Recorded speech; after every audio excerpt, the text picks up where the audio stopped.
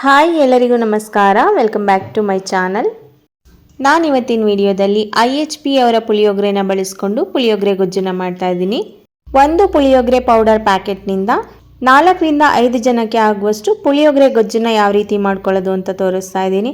ಅಕಸ್ಮಾತ್ ಮನೆಯಲ್ಲಿ ಒಂದೇ ಪೌಡರ್ ಇದ್ದಾಗ ಈ ರೀತಿ ಮಾಡಿಕೊಂಡ್ರೆ ಮನೆಯವರಿಗೆಲ್ಲ ಪರ್ಫೆಕ್ಟ್ ಆಗಿ ಪುಳಿಯೋಗರೆ ರೆಡಿ ಆಗುತ್ತೆ.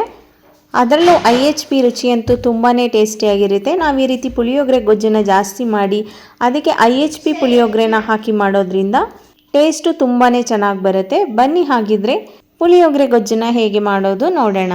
ಮೊದಲು ಒಂದು ಪ್ಯಾನ್ನ ಬಿಸಿ ಮಾಡೋಕ್ಕೆ ಇಟ್ಕೊಂಡು 3 ರಿಂದ 4 ಟೇಬಲ್ ಸ್ಪೂನ್ ಆಗುವಷ್ಟು ಎಣ್ಣೆನ ಹಾಕ್ಕೊಂಡಿದ್ದೀನಿ.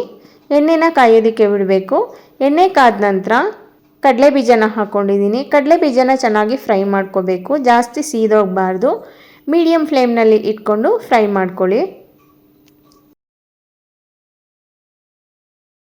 ಇವಾಗ ಕಡಲೆ ಬೀಜ ಎಲ್ಲ ಚೆನ್ನಾಗಿ ಫ್ರೈ ಆಗಿದೆ.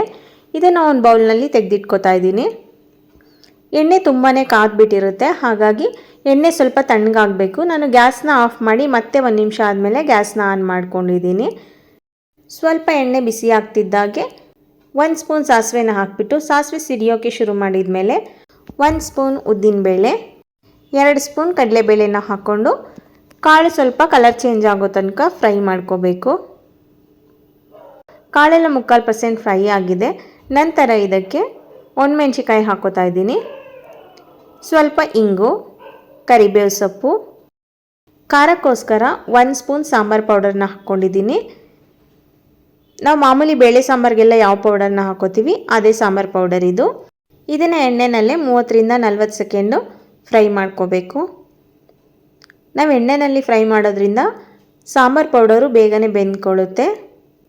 ನಂತರ ಇದಕ್ಕೆ 1/4 ಟೀ ಸ್ಪೂನ್ ಅರಿಶಿನ ಪುಡಿ ಹಾಗೆ ಹುಣಸೆ ಹಣ್ಣಿನ ರಸನ ಸೇರಿಸ್ಕೊತಾ ಇದ್ದೀನಿ.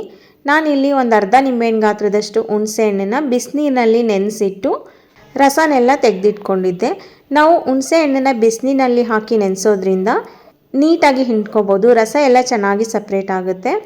ನಂತರ ಇದಕ್ಕೆ 1 ಟೇಬಲ್ ಸ್ಪೂನಷ್ಟು ಬೆಲ್ಲನ ಹಾಕಿಬಿಟ್ಟು ಮಿಕ್ಸ್ ಮಾಡ್ಕೋತಾ ಇದ್ದೀನಿ. ಇದನ್ನು ಚೆನ್ನಾಗಿ ಎಣ್ಣೆ ಜೊತೆ ಮಿಕ್ಸ್ ಮಾಡಿಬಿಟ್ಟು 3 ರಿಂದ 4 ನಿಮಿಷ ಸಣ್ಣ ಉರಿನಲ್ಲೇ ಬೇಯಿಸ್ಕೋಬೇಕು.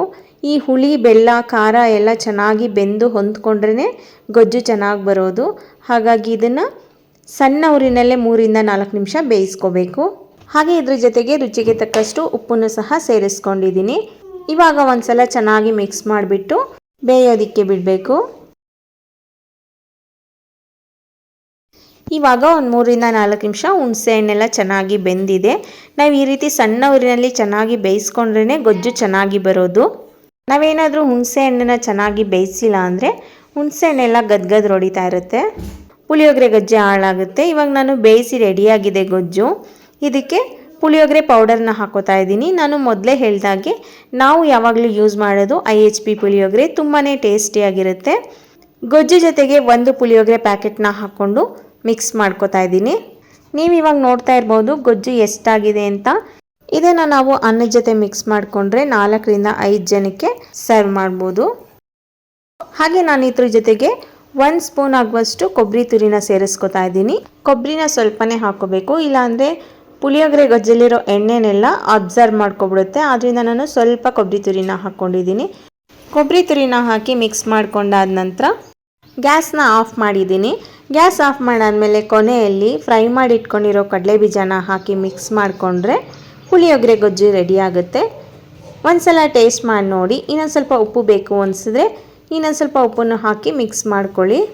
ನೋಡಿದ್ರಲ್ಲ, ಒಂದು IHP ಪುಳಿಯೋಗರೆ ಪ್ಯಾಕೆಟಿಂದ 4 ರಿಂದ 5 ಜನಕ್ಕೆ ಆಗುವಷ್ಟು ಪುಳಿಯೋಗರೆ ಗೊಜ್ಜನ್ನು ಯಾವ ರೀತಿ ಮಾಡ್ಕೊಳ್ಳೋದು ಅಂತ. ನಿಮಗೆಲ್ಲ ಈ ರೆಸಿಪಿ ಇಷ್ಟ ಆಗಿದೆ ಅಂತ ಅನ್ಕೋತೀನಿ.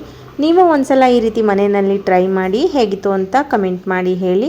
ನಿಮಗೆಲ್ಲ ಈ ರೆಸಿಪಿ ಇಷ್ಟ ಆಗಿದ್ದರೆ ಪ್ಲೀಸ್ ಒಂದು ಲೈಕ್ ಕೊಡಿ, ಹಾಗೆ ಒಂದು ಕಮೆಂಟ್ ಮಾಡಿ. ಮತ್ತು ನೀವಿನ್ನೂ ನಮ್ಮ ಚಾನಲ್ಗೆ ಸಬ್ಸ್ಕ್ರೈಬ್ ಆಗಿಲ್ಲ ಅಂದರೆ ದಯವಿಟ್ಟು ಸಬ್ಸ್ಕ್ರೈಬ್ ಮಾಡ್ಕೊಳ್ಳಿ.